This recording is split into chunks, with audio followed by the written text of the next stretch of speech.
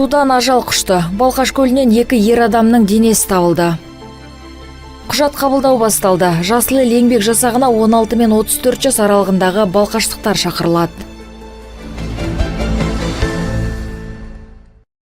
Балқаш көлінде 2 ер адам қаза тапты. Қайғылы жағдай 31 наурыз күні болған. Приозерск кентінің құтқару бөліміне Сарышаған кентінен 28 шақырымдағы нар өлген жерінде 2 балықшының балық аулауға кетіп, оралмағаны туралы хабарлама түскен. Іздестіру жұмыстары барысында 1965 және 1988 жылғы Сарышаған кентінің тұрғындарының денелері табылды. Іздестіру жұмыстарына Приозерск кентінің төтенше жағдайлар бөлімінен 5 маман мен 1 техника және жергілікті балықшылардан 10 адам мен 5 үрмелі қайық жұмылдырылды. Көлдің толық ерімеуіне байланысты төтенше жағдайлар басқармасы тұрғындарға қауіпсіздік шараларын сақтауды ескертеді. Күнделікті профилактикалық жұмыстар жүргізілді, жаднамалар таратылды, беседалар жүргізілді. Соған қарамастан қауіпсіздік шараларын сақтамай, көлдің үстіне, мұздың үстіне күкірекше киіммен шығып, және де қолдан жасалған қайықтармен шығып, жарамсыз қайықтармен шығып кететін жағдайлар болып жатады. Техникалық жарамсыз қайықтармен. Сондықтан да Балқаш қаласының тұрғындары және қонақтары көл аумағына әлі де шығуға болмайды. Көлдің үстінде мұз тұр. Үрмелі қайықтармен шыққан жағдайда үрмелі қайықта мұздың қалдықтары тесіп жіберуі мүмкін. Сондықтан да көлдің аумағына шығуға болмайды. Құрметті ата-аналар, балаларды көл аумағына жібермеулеріңізді сұраймыз. Қауіпсіздік шараларын сақтауларыңызды сұраймыз. Русаков ықшам ауданындағы пәтерлердің бірінен өрт шықты. Оқиға 1 сәуір күні 4-ші тұрғын үйдің 4-ші қабатында болған. Құтқару пультіне түскі сағат 13:00 шамасында хабарлама түскен. Тілсіз жауды ауыздықтауға жеке құрамнан 7 өрт сөндіруші мен 3 бірлік техника жұмылдырылды. Абырой болғанда зардап шеккендер жоқ. 1 апреля 2023 года. Оқиға орнына жеткенде жалпы ауданы 20 шаршы метр аумақта тұрмыстық заттар мен жиһаздар, ағаш есіктер мен пластикалық терезе блоктары жанғаны анықталды. Өрттің шығу себебі анықталуда. Оқыс оқиғалардың алдын алу мақсатында қала тұрғындары мен қонақтарына қауіпсіздік ережесін сақтаңыздар деген келеді. Төтенше жағдайлар туындаған жағдайда 101 немесе 112 нөміріне хабарласыңыздар. Пәтері өртенген отбасыға қолдау ретінде қаржылай көмек кешеден бері жиналуда. Көмек берем деушілерге экранда нөмір көрсетілген.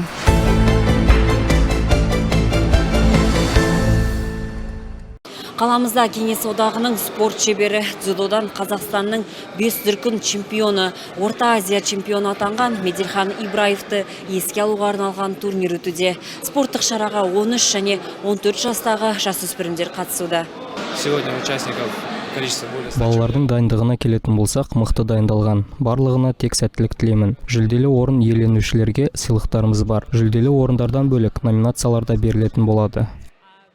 Әкімдіктің ұйымдастыруымен өткен еске алу турниріне жеке кәсіпкер Қуат Сұлтанбеков демеушілік білдірді. Шарада Меделхан Ибраевтың анасы, апасы, жұбайы, балалары және жан досы бой көрсетті. Он был прекрасным отцом. Әкем керемет жан болды. Жаттықтырушы ретінде үздік болғаны өз алдына. Әрдайым шәкірттері үшін жанын беретін, әртүрлі турнир, сайыстар ұйымдастырып жүретін. Балалары да оған сүйіспеншілікпен қарайтын. Жаныма бататыны әкем өмірден тым ерте кетіп қалғаны. Бүгінгі шараның өтуіне бастама көтерген ұйымдастырушыларға алғысымыз шексіз. Турнир қатысушыларының бірі жас палуан Арғын Тешпек. Ол 42 келі салмақта белдесу өткізді. Айтуынша қарсыластары жоғары деңгейде дайындалған.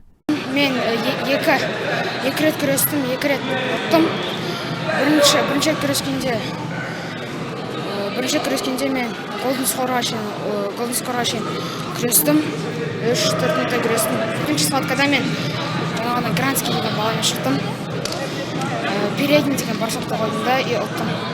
Еске алу турнирінің қорытындысы бойынша 90 қатысушының ішінен 30 келі салмақта бірінші орынды Аян Берлібай, 34 келіде Даниял Ермеков, 38 келі салмақта Жангерей Маканалин жеңіске жетті. Ал 42 келіде Тәңір Орынбай, 46 келіде Әмір Берік, 50 келі салмақта Алан Мейрамбек, 55 келіде Асылбек Құрдабаев қарсыластарынан озық шықты. 60 келі салмақ дәрежесінде Айтбек Жаныбек, 66 келіде Диас Жаханов, ал 66 келіден жоғары салмақ дәрежесінде бірінші орынды Мадина Демирзам қанжығасына байлады. Жеңімпаздарға сыйлықтар табыс етілді.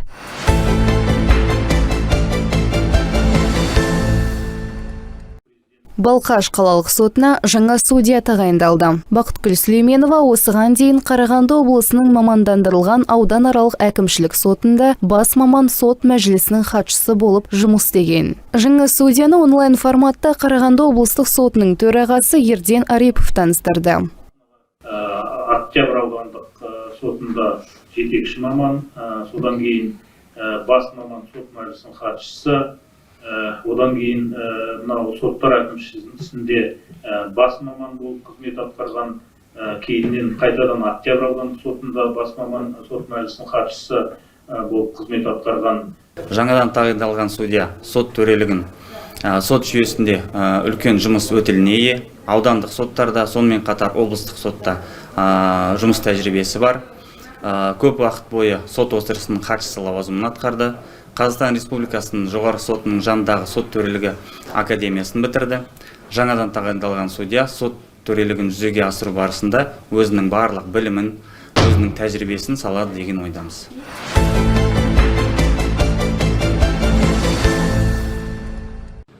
Қаламызда көктемгі тазалық айлық аясында сенбілік жұмыстар басталды. Мемлекеттік қызметкерлер тас жол аумағын тазалауға кірісті.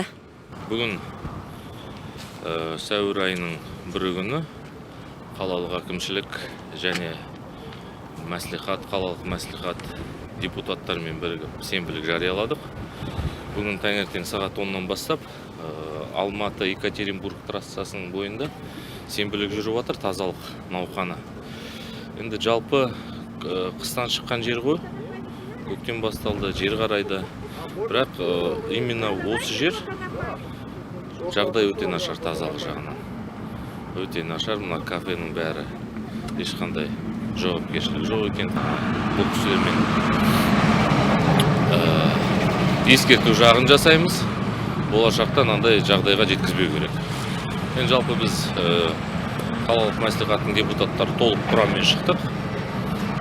Тазалық жұмыстарын жасап жатырмыз. Бұл науқан әлі де өз жалғасын табады. Келесі аптада Жалпы тас жол бойында 1,5 шақырым аумақ қоқыстан тазартылды. Сенбілік қала аумағында да жүргізілді. Спицин көшесінің бойында еріктілер қаланы тазартуға үлесін қосуда.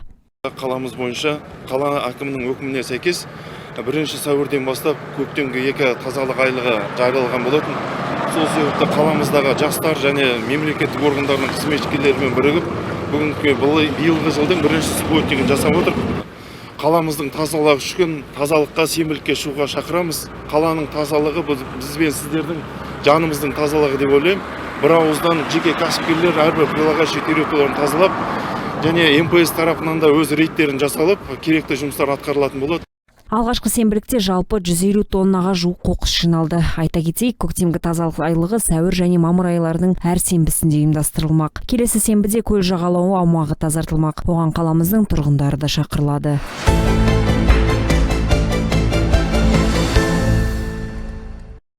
Балқашта жасыл ел еңбек жасағына құжат қабылдау басталды. Оған жазғы демалысын тиімді өткізсем деген 16 мен 34 жас аралығындағы балқаштықтар шақырылады. 3 ай бойы оқушылар мен студенттер қаланы көгалдандыру мен абаттандыру жұмыстарына атсалысады. Биыл жоспар бойынша 150 адамды жұмыспен қамту жоспарда бар. Осылайша маусым, шілде және тамыз айларына 50 сарбаздан бөлініп жұмыс жасайтын болады. Құжаттар жастар ресурстық орталығында қабылданады. Қосымша сұрақтар болса 447-11 нөміріне хабарласуға болады. Еңбек жасақтарының тізімін жасау кезінде әлеуметтік осал топтағы жастарға басымдылық берілетін болады. Еңбек жасақтарының сарбаздары қаламызды көгалдандырумен және абаттандырумен айналысатын болады. Тіркелу 2023 жылдың 1 сәуірі мен 30 сәуір аралығында жүргізіледі. Былтырғыдай жасыл ел кеш бастамай ма? Жоқ, биыл ондай мәселелер туындамайды. Қазіргі таңда бізде барлығы дайын, тек қана жастарны тізімдемесін тосып отырмыз.